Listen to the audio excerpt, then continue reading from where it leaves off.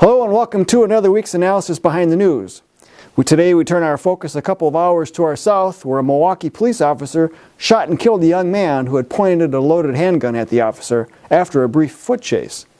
This wouldn't be much of a focus, except that several hours later, the area turned into a war zone after protesters gathered. They started fires, looted stores, burned cars, and burned stores. Totaled or damaged were a gas station, liquor store, a bank branch, a beauty store, and an auto parts store. The National Guard was put on notice and will be used if needed. The Milwaukee Journal-Sentinel quotes the alderman for the neighborhood, Caliph Rainey, as suggesting that the failure to deal with the frustrations of Milwaukee's black residents, poverty, joblessness, lack of opportunity, could lead to unrest elsewhere in the city, including downtown, where hundreds of millions of dollars are being invested in redevelopment. Does that sound like a threat to you? The Milwaukee Journal-Sentinel continues, 3 teenage friends who live in the area were among the group, the latter group, which was those that stopped on Sunday morning to help clean up. They all said a lack of good education and jobs had boiled over and led to the uprising. And while they didn't defend what happened, they weren't surprised. Its energy, it just keeps building up and it boiled over, said one of them. If nothing new happens, it's going to happen again, said another. There is a lot of anger. Now, Tony, it says here, Whitley, Jr., who's a pastor at Resurrection Life Worship Center on West Fond du Lac Avenue, said he doesn't attribute the unrest to police relations, but rather to a generation of young people who have not been parented and who have needs that are not being met. He said it is a calling for churches, including his own, to go into the homes to help address those needs. We have to take responsibility, he said. We can't say it is the police or whatever. We have grandparents who are in their 20s and 30s, and that's a problem. This is the result of unparented kids with no values or morals. They are hurting. They continue. Mark Hale, 52, who works the third shift at the Hilton Hotel downtown, said he was driving home and stopped by on his own to pick up trash that morning. Instead of being part of the problem, I want to be part of the solution, he said. I figured if I started picking up trash, other people might want to do the same. Hale, who is African American, has lived in the city his whole life, and he attributed the fires to a lot of idiots who don't have jobs and don't want to have jobs. Hale said he has 4 grown children, 3 of whom are in training or studying to be in law enforcement. Point blank, I support the police, he said. Now, compare that with what the Associated Press reported. The protesters were largely black, and Alderman Caliph Rainey, who represents the district, said early Sunday that the city's black residents are tired of living under this oppression. This entire community has sat back and witnessed how Milwaukee, Wisconsin has become the worst place to live for African Americans in the entire country.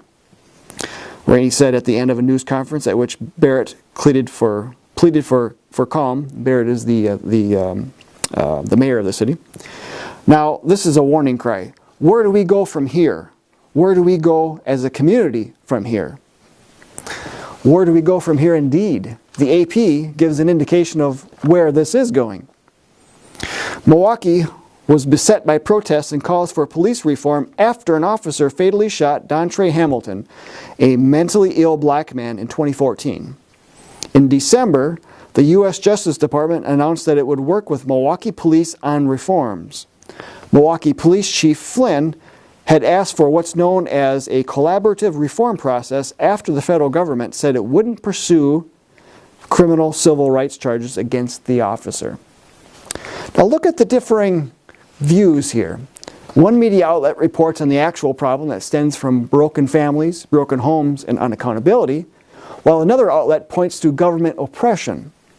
And so, what if there are different perspectives on this issue? Because how you frame the problem has a direct correlation on how you frame the solution. If you think the problem deals mainly on the family level, then you'll address it there. But if you think this problem stems from government, well, then it's going to be addressed there as well. But solutions on the family level involve personal responsibility, while anything on the government level relies on the actions of others, who may or may not have anything to do with the problem. Plus, government just begets more government. Milwaukee is following the communist playbook that sets up a crisis and uses it to enact more government, and by so doing, loses control over its local police to a federal police that has to follow the guidelines of unaccountable bureaucracy in D.C., instead of a level of local government that is much closer to the citizenry. Milwaukee County Sheriff David Clark penned a letter that was published at thehill.com. In it, he wrote, "As Sheriff of Milwaukee County, I am furious that the progressive left has put my citizens in harm's way and that I had to send my officers into cauldrons of anarchy and hatred that were created by the left. As an elected public servant, I am livid that Milwaukee's pathetic, kowtowing city officials and aldermen take this opportunity to abandon their citizens and preen before the Black Lives Matter enabling media. As a leader who understands that freedom and earned success are the pathways out of the ghetto, I'm disappointed too in any Republican that feels they need to tiptoe around the patently obvious issue at hand, that we are folding our society of freedom, ensured through law and order, over to bullies of the left. The politicians and talking heads on both sides of the aisle who offer little resistance and total cowardice. The failed progressive urban policy causes anger and resentment in people that simmers below the surface. The officer-involved shooting was simply a catalyst that ignited the already volatile mixture of inescapable poverty, failing K-12 public schools, dysfunctional lifestyle choices like father-absent homes, gang involvement, drug-alcohol abuse, and massive unemployment. Here are the facts. Milwaukee is run by progressive Democrats. Their decades-long Democrat regime has done nothing to reduce these urban pathologies. In fact, their strategies have exacerbated the situation by expanding the welfare state. There's only one answer, which is for the citizens of America to expose and heap scorn on this lying and dangerous triad of big government, liberal mainstream media, and the lost souls of the urban ghettos both these institutions feed upon for their power. A self-examination and self-criticism by the underclass is in order as well, as is an admission by progressive Democrats that they have failed Milwaukee would be the first step in reversing this urban decay and reversing the growth of the underclass and their accompanying cultural rot. He concludes, what happened Saturday night and again Sunday night had little to do with police use of force. It was a collapse of the social order where tribal behavior leads to reacting to circumstances instead of waiting for facts to emerge. The law of the jungle replaced the rule of law in Milwaukee Saturday night over an armed career criminal suspect who confronted police. 4 other people were murdered in Milwaukee in separate instances before the cop shooting, and no riots ensued. The actions were the manifestations of a population with no hope, no stake in the American dream that could provide advancement and purpose and pride of self. They are the ones lied to, exploited by, and ultimately manipulated by the Democrats who claim to care. They are victims of the left, but they are not without blame. It's time for them to remember their own humanity, their own dignity, and to fight for that return to the American dream that the left would withhold from them. Exactly right, Sheriff Clark. As other black American leaders have indicated, it's time to get off of the Democratic plantation that creates a downward spiral for those allowing government to replace the family. And that goes for both major political parties.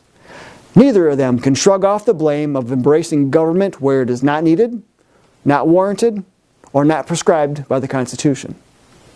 And something not prescribed by the Constitution is the responsibility of policing local communities.